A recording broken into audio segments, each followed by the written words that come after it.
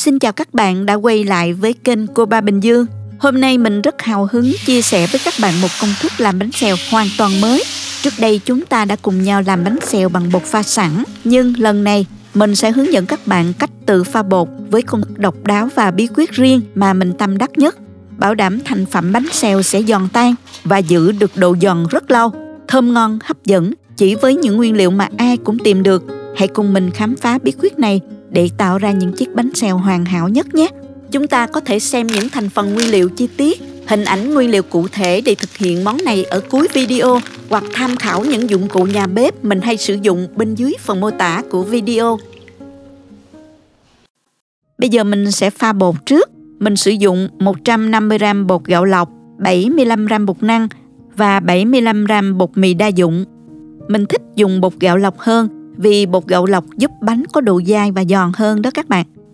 Cho hết tất cả số bột vào trong thau lớn.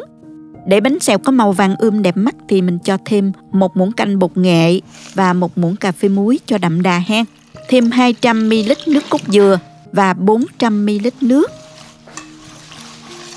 Khuấy lên cho đến khi hỗn hợp mịn và không còn lợn cợn nữa. Bạn có thể lọc qua rây cho bột mịn cũng được ha. Thêm 1 quả trứng để bánh xèo được xốp hơn. Tiếp theo mình xắt nhỏ hành lá và cho vào bột bánh xèo luôn nè. Để bột nghỉ khoảng 30 phút đến 1 giờ. Cho bột ngấm nước và nở đều. Để thêm vị bùi béo cho bánh xèo, mình ngâm thêm 50g đậu xanh không vỏ. Ngâm cho đậu nở rồi mình hấp mềm và cho vào nhân bánh. Rất ngon. Đừng bỏ qua bước này nha các bạn. Tiếp theo mình sơ chế phần rau củ của phần nhân ăn kèm nha. Cà rốt mình bào sợi để thêm vào nhân bánh, giúp tăng độ giòn và màu sắc bắt mắt. Hành tây thì mình xắt lát mỏng để cho vào bánh nè. Hành tây tạo độ ngọt tự nhiên, rất ngon.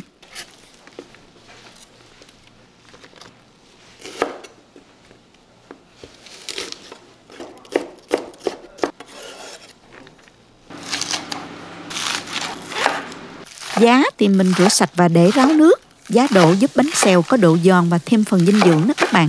Rau sống rửa sạch và để ráo nước, gồm có xà lách và rau thơm các loại.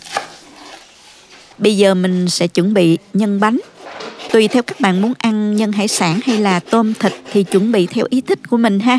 Ở đây mình có 1 dây thịt ba rọi. Các bạn có thể sử dụng thịt ba rọi hoặc thịt nạc dăm cũng được. Cắt nhỏ thành miếng vừa ăn như thế này để khi xào đó, thịt nó cũng nhanh chín và dễ thấm gia vị hơn đó các bạn. Tôm thì mình đã rửa sạch. Bây giờ mình sẽ đi xào thịt và tôm.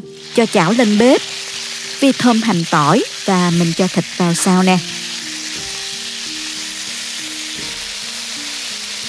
Các bạn có thể nêm thêm 1 muỗng canh bột nêm và 1 muỗng cà phê tiêu, đảo đều và mình xào trên lửa vừa cho đến khi thịt săn lại và ra bớt mỡ. Sau đó thì mình cho ra tô để nguội. Tôm thì mình cũng xào chín tương tự và mình để riêng ha. Tôm chỉ cần xào sơ cho chín tới để giữ được độ ngọt tự nhiên nha các bạn.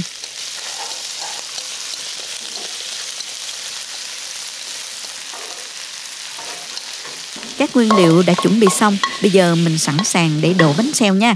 Quay trở lại với thau bột, các bạn có thể cho thêm hành lá sắc nhuyễn nếu thích. Và mình thêm 1 muỗng cà phê bột nở vào. Bột nở là một bí quyết giúp bánh xèo được giòn hơn. Nhưng bột nở tác động rất nhanh nên mình chỉ cho vào ngay trước khi đổ bánh thôi nha các bạn. Một bánh như vậy thường là hơn 1 vá bột. Không có vá to nên mình sẽ múc qua cái chén ăn cơm ha. Mình canh mỗi chiếc bánh là khoảng 1,5 vá là nó gần đầy cái chén ăn cơm này đó các bạn. Mình để chảo trên bếp với lửa vừa, cho chảo nóng lên. Sao cho khi mình đổ bột vào, bột sẽ bám dính ngay trên chảo. Để đổ bánh được ngon và thơm hơn, mình có chuẩn bị 1 miếng mỡ heo. Thoa mỡ heo xung quanh cái chảo, mỡ sẽ chảy đều ra và giúp mình đổ bánh ngon hơn, không bị quá nhiều dầu như khi mình dùng dầu ăn ha. Đổ bánh xèo sao cho mỏng, giòn cũng phải quen tay một chút nha. Mình sẽ làm vài cái đầu cho quen. Hôm nay mình đổ bánh theo kiểu miền Nam. Chuẩn bị chảo to, hơi sâu lòng, chống dính. Thường mình sẽ đổ một lúc 2 chảo để đổ được nhanh hơn đó, không tốn thời gian chờ đợi.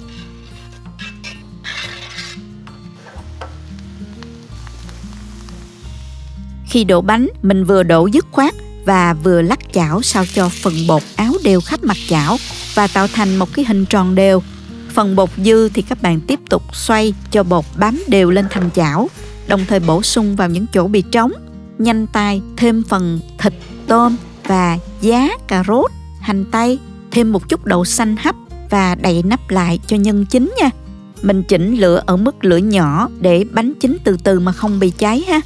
Khoảng 2 đến 3 phút sau, khi bánh đã ráo phần mặt đáy thì các bạn mở nắp và rưới một chút dầu xung quanh thành bánh.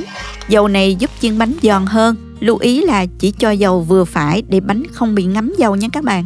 Tiếp tục để bánh xèo trên lửa nhỏ vừa cho đến khi thấy bánh xèo giòn xốp là được. Mình dùng vá dẹp xúc bánh, gập đôi bánh lại và cho bánh ra rắc, rổ hoặc khai thoáng phần dưới để bánh giòn, không bị hấp hơi ha. Tiếp tục mình làm bánh xèo khác cho đến khi hết phần bột và nhân nha. Nước chấm là phần không thể thiếu khi ăn bánh xèo. Mình sẽ pha nước mắm chanh tỏi ớt và đường theo tỷ lệ 1 nước mắm, 2 nước và 1 đường, 1/3 chanh. Khuấy đều cho đường tan và mình thêm tỏi ớt băm nhuyễn vào để tạo hương vị đậm đà. Clip pha nước mắm để ăn bánh xèo mình đã chia sẻ trong video trước đây. Các bạn xem thêm trong link mình có gắn kèm nha. Vậy là món bánh xèo thơm ngon đã hoàn thành rồi. Mình cùng thưởng thức thôi. Các bạn xem nè, phần rìa bánh rất là giòn và xốp. Đụng nhẹ là bánh đã vỡ rồi. Với công thức này thì bánh sẽ giòn rất lâu. Tuy nhiên, món bánh nào cũng vậy. Ăn ngay khi vừa làm xong, còn nóng giòn là ngon nhất nha. Phần bánh bên ngoài có màu vàng ươm bắt mắt, giòn rụm luôn. Phần nhân có thêm đậu xanh bùi bùi, rau hành ngọt thơm tự nhiên. Sự kết hợp đó khiến món bánh xèo là món ăn ưa chuộng trong nhiều dịp của ẩm thực Việt Nam. Có một điều đặc biệt là bánh giòn lắm, nhưng bánh không hề bị trữ dầu nha các bạn. Bạn có thể cuốn bánh xèo với rau sống và chấm vào nước mắm chua ngọt để thưởng thức. Rau sống giúp làm dịu độ béo của bánh xèo và tạo cảm giác tươi mát, ngon miệng. Cảm ơn các bạn đã theo dõi và cùng mình vào bếp.